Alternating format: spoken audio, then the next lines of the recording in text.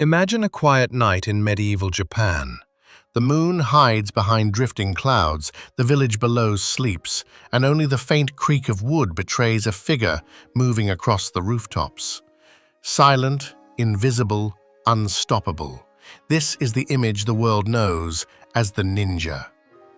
For centuries, they have haunted our imagination, faceless assassins cloaked in black, masters of illusion, able to vanish in smoke or strike before their enemy even realizes they are there.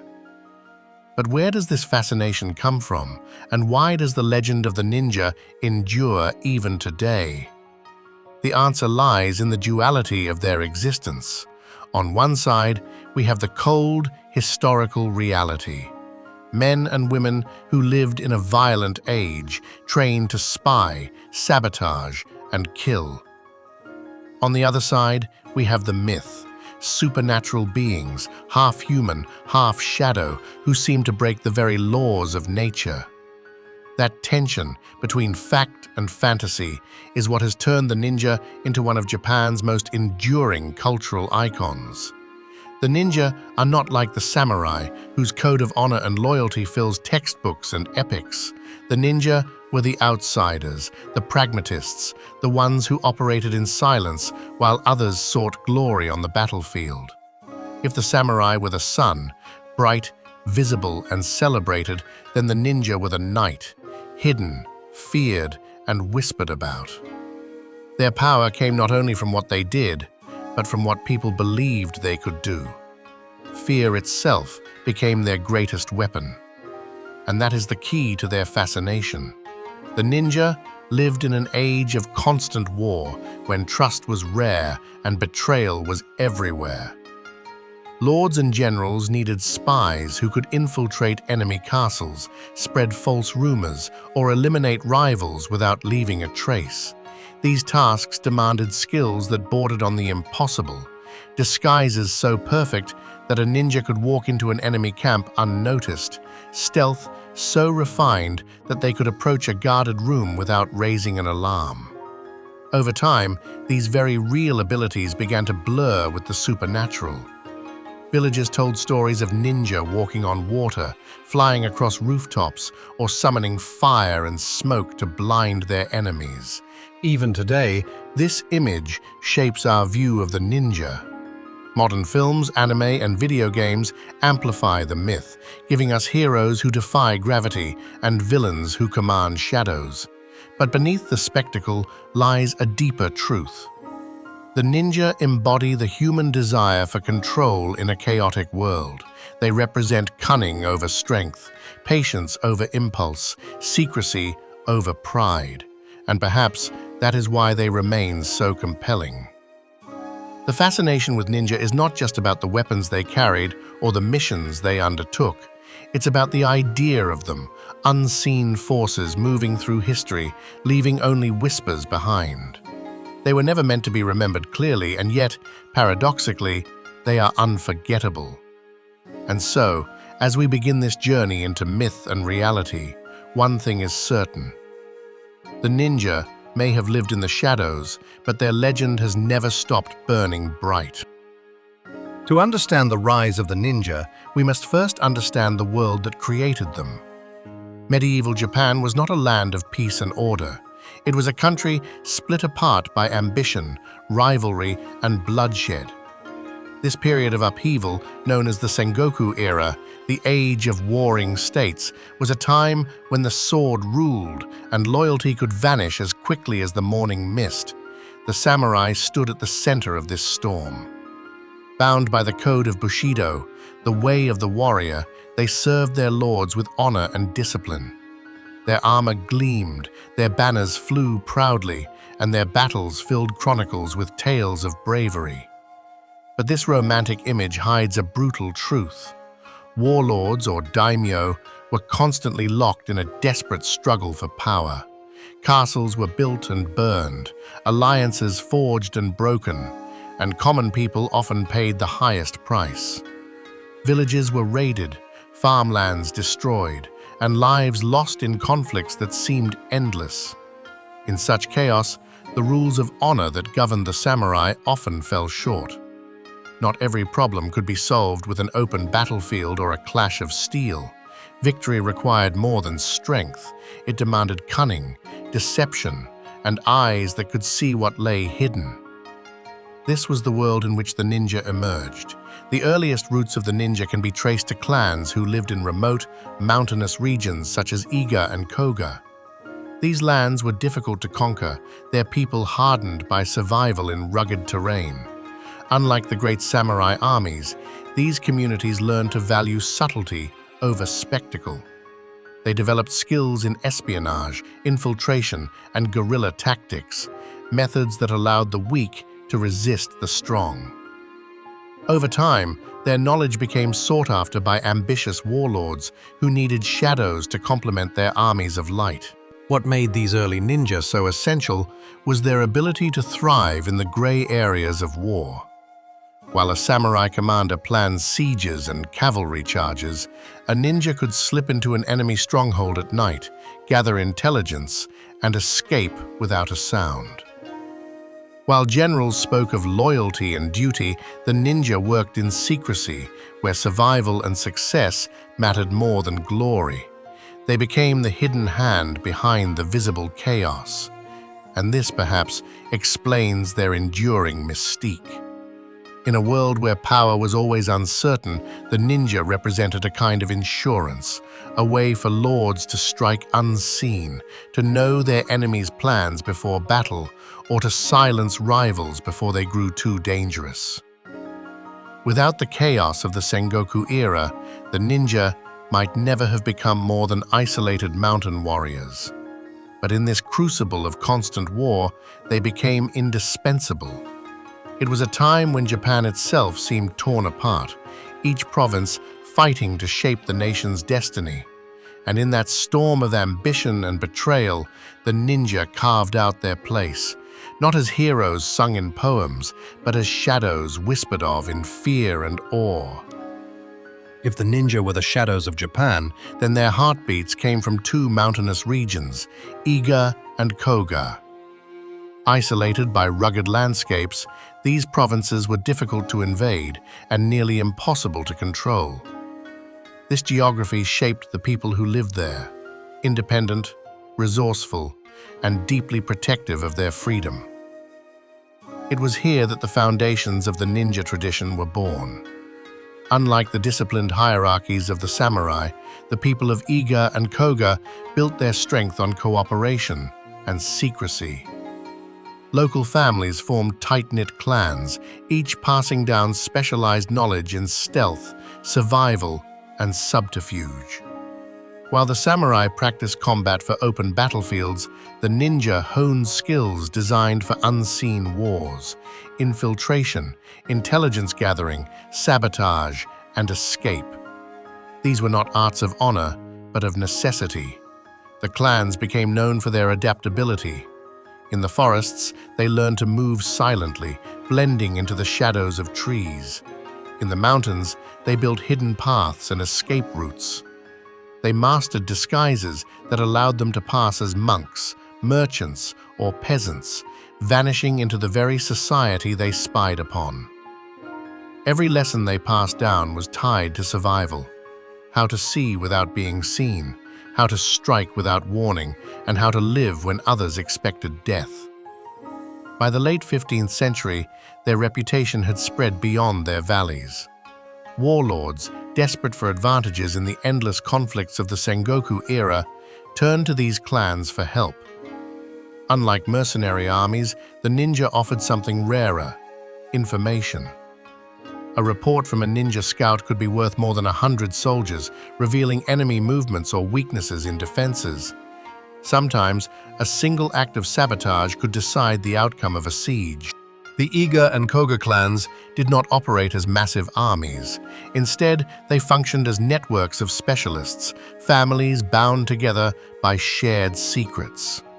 Their strength came not from numbers, but from their unity and discipline. Each member knew their role, and together they created a system that was far greater than any single warrior. This collective spirit was what made them so formidable and so feared. It was during this period that the image of the ninja began to crystallize. To their enemies, they were ghosts who appeared and vanished without a trace. To their employers, they were invaluable weapons in the struggle for power. And to the common people, they were figures of both awe and dread. Neighbors who might also be spies, protectors who might also be killers. From these mountains of Iga and Koga, the legend of the ninja began its long journey.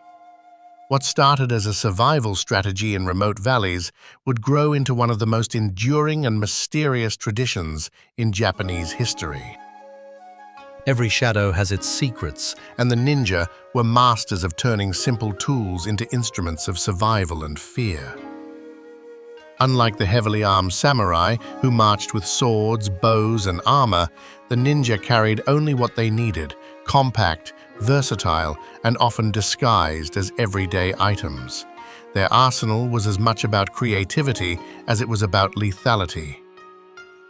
At the heart of their equipment was the ninja toe, often imagined as a short, straight-bladed sword. While historians debate whether such a weapon truly existed, what is clear is that ninja preferred blades shorter than the traditional samurai katana. A shorter sword allowed for faster draws, easier concealment, and utility in tight spaces like corridors or forests. But the sword was only one piece of their craft. Perhaps more fascinating were their tools of stealth and deception. Shuriken, small throwing stars or spikes, were not designed to kill but to distract, wound, or slow down pursuers. A sudden flash of steel in the dark could create just enough hesitation to give a ninja time to vanish.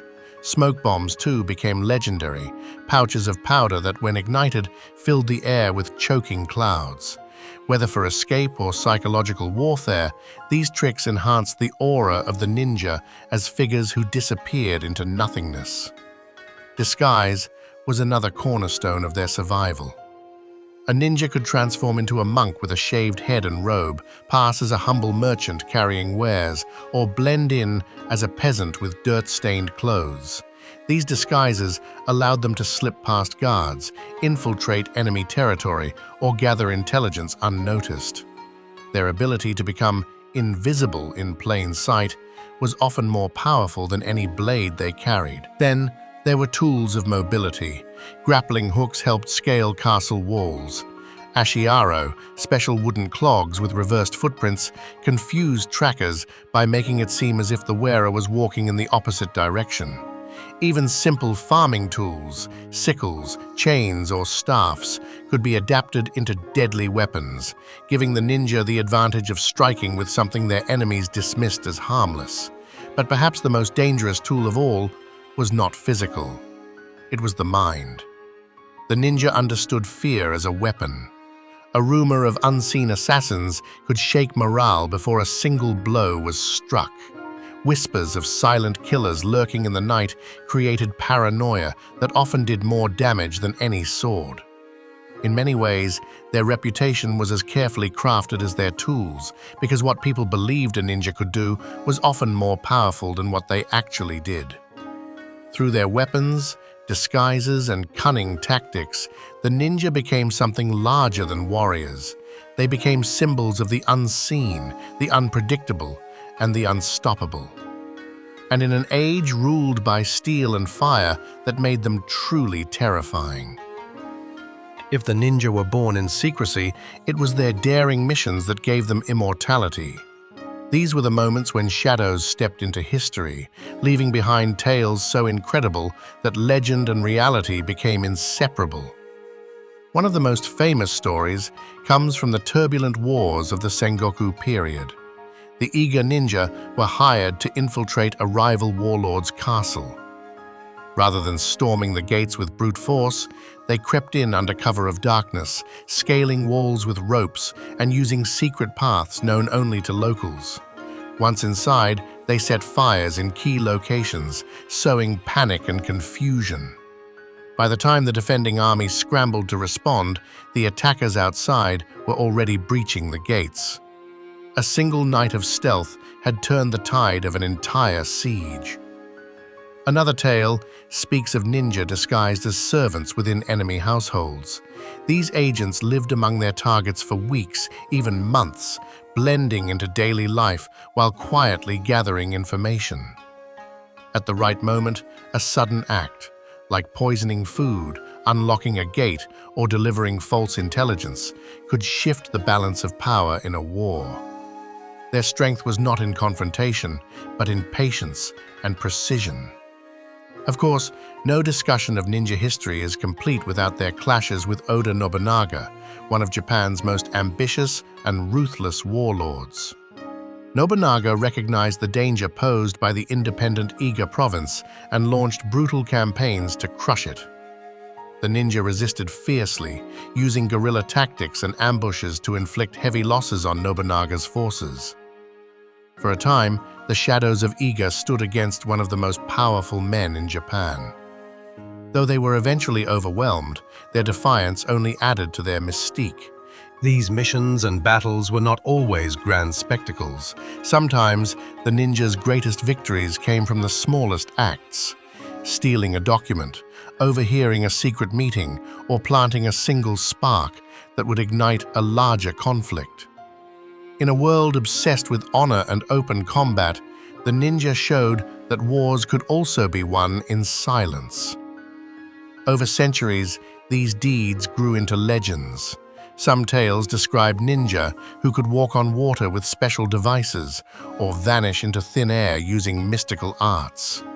While these stories stretch beyond reality, they reveal something deeper. The ninja had succeeded in shaping not just the battlefield, but the imagination of Japan. They became more than warriors. They became symbols of fear, cunning, and the unknown. Every whispered story of a shadow slipping past guards or striking unseen kept their legend alive. Whether entirely true or not, these tales ensured that the ninja would never be forgotten, and in many ways, that was their greatest mission of all. The Tokugawa regime imposed strict control across the land. Castles were dismantled, private armies dissolved, and the authority of the shogun reached into every province. With fewer wars to fight, the services of ninja, espionage, sabotage, and infiltration were no longer in high demand. Instead, the government relied on official intelligence networks and organized policing, leaving little room for the freelance agents of Iga and Koga. Some ninja families adapted. Rather than vanishing, they shifted into new roles as guards, security experts, or covert investigators employed by the shogunate. Their knowledge of surveillance and stealth made them valuable in maintaining internal order. Yet these tasks lacked the danger and glory of their former missions. The shadows grew thinner, their influence dimmer. Others faded quietly into obscurity. Many returned to farming or local trades, blending back into the common life of their villages. Without the chaos of constant war, their specialized skills were no longer essential for survival. The once feared masters of espionage became ordinary citizens, their secret arts passed down only within families as tradition rather than active practice.